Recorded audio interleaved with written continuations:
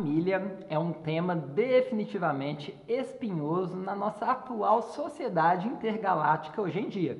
De um lado, você tem aquela tendência de desconstruir os conceitos tradicionais de família.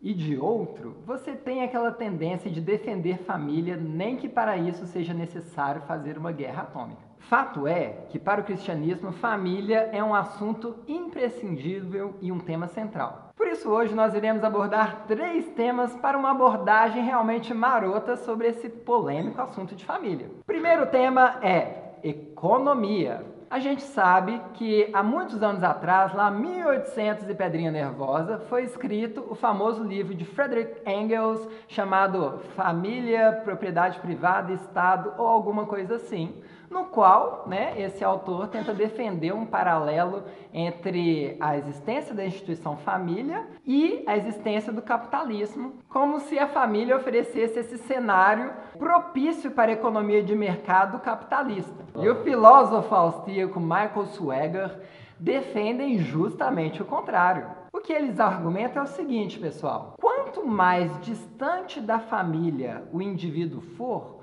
quanto mais distante de vínculos afetivos profundos, históricos, muitas vezes sanguíneos, muitas vezes sociais, mas de uma profundidade que os amigos não conseguem oferecer, mas esse núcleo do seu pai, da sua mãe, do seu tio, da sua avó, esse sim pode oferecer. Quanto mais distante você está desses vínculos, mais vulnerável você está à lógica e à pressão de consumo que a nossa sociedade de mercado faz. Então, a partir do momento que o indivíduo tem esses vínculos muito fortes na vida dele, ele não precisa mais ir atrás, sei lá, do McDonald's e se empanturrar de refil grátis, achando que isso pode dar sentido para a vida dele. A pessoa não precisa ir ficar tendo um ritual com as vitrines de shopping, como se isso fosse dar algum status social e trazer algum significado de existência para elas. Não. Simplesmente ela já encontrou isso no relacionamento com seus familiares. Então, nessa perspectiva, nesse ponto de vista, o que realmente ajuda a existência desse mercado de consumo sem limites e sem regras nenhuma, esse consumismo que vai dominando todas as esferas da vida e transforma o mundo numa verdadeira mercadoria, é justamente a atomização dos indivíduos. É você pegar o indivíduo e você formar ele uma ilha isolada. Então, assim, para o sistema capitalista, quanto mais kitnets, pessoas morando sozinhas, pessoas não tendo que prestar conta para ninguém, não assumindo responsabilidade umas pelas outras, melhor. Mais vulnerável ela vai estar a uma lógica de consumo e de mercado. Então, caros amiguinhos, você quer de fato combater essa sociedade consumista, de mercado, capitalista que você odeia tanto? Forme família. Criem vínculos profundos, assumem um compromisso de cuidar da sua esposa, de cuidar do seu esposo, e criem isso com a sua máxima dedicação. Essa dedicação, este amor, este afeto é a maior resistência que o ser humano pode ter contra a lógica de consumo atual, viu? Segundo ponto é a eternidade do casamento. Aí eu tenho que pesquisar um pouco, só a passagem aqui, Existe um grande risco quando a gente quer defender a família de toda essa tendência de desconstrução e dos ataques que de fato a família tem sofrido. Existe uma tendência de a gente achar que a família é uma realidade última, como se ela tivesse todo o valor dela em si mesma. Mas aí que está o pulo do gato. Família aponta para uma realidade externa a ela mesma.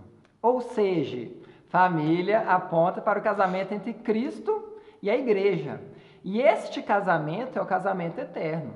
Tanto que lá em Mateus 22, a partir do versículo 23, os saduceus que não acreditavam na ressurreição perguntam para Jesus: Ô Jesus, a mulher foi casada ali com 7 irmãos, na ressurreição com quem que ela vai ser casada? E Jesus deixa bem claro que na ressurreição a gente não vai viver nessa esfera de casamento conjugal com outros seres humanos igual a gente vive hoje. Ele faz uma analogia ali com anjos, mas isso é cena para outro capítulo, tá? Mas o fato é, João Paulo II, num ótimo livro sobre teologia do corpo, que eu não lembro qual era o nome mais, mas tenho certeza que quase ninguém leu, eu também não li, só li citação, mas tá massa. Enfim, ele fala que por que o conceito de família é totalmente harmonioso com o conceito de celibato. Porque ele fala o seguinte: o celibatário está antecipando a realidade futura e vindoura do casamento de Cristo com a igreja.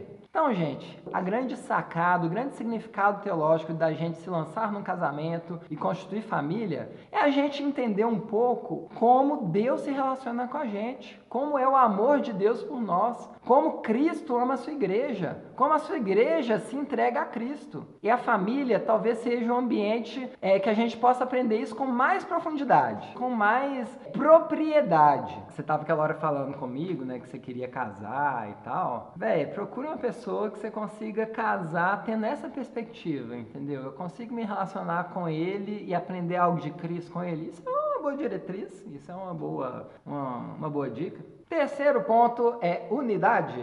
Bem, a questão da unidade já está implícita tanto no primeiro ponto, né, que a gente falou da questão econômica, como no segundo ponto que a gente falou sobre a questão da eternidade do casamento, que é o casamento entre Cristo e a igreja, né? Ou seja... Sei, eu fico zoando.